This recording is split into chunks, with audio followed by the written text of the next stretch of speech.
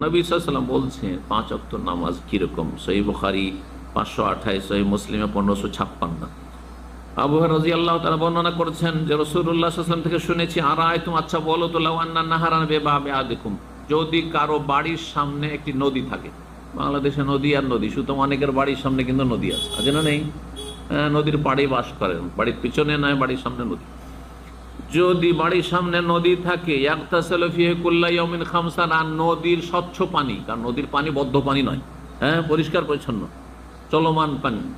তো এই নদীর পানিতে, ফ্রেশ পানিতে যদি 5 বার করে গোসল করে, হালিয়াবকা মিন দারানিহি শাইউন, তাহলে ময়লা আবর্জনা থাকবে, শরীরে কোনো ময়লা থাকবে 5 বার গোসল করলে। আর দিনে 1 বার করে বাঙালি জাতি আমরা গোসল করি, তাতে মাশাআল্লাহ কোনো গন্ধ থাকে না। কিন্তু যেই জাতি সপ্তাহে একদিন জুমার দিন গোসল করে, অনেক জাতি আছে কিন্তু সপ্তাহে একদিন, ওদের সাথে লিফটে চড়াও মুশকিল, ওদের পাশে বসাও মুশকিল, ওদের সাথে কথা বলাও মুশকিল। আল্লাহ হেফাজত করুন।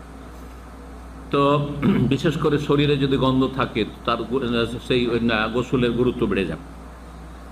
তো যদি 5 বার করে গোসল করে, কোনো ময়লা আবর্জনা থাকবে, সাহাবীরা বললেন, লা ইয়াবকা মিন দারানি শাই, 5 বার গোসল করলে আবার ময়লা আবর্জনা ধুলো বালি থাকে, মোটেই থাকবেন না। তাহলে ফাযালিকা মাসালুস সালাওয়াত, এটি হচ্ছে 5 ওয়াক্ত নামাজের উদাহরণ। 5 ওয়াক্ত নামাজ পড়লে কোনো গুনাহ থাকবে? ইয়ামহুল্লাহু বিহিন্নাল খাতা, সমস্ত গুনাহ আল্লাহ মাফ করে দিবেন।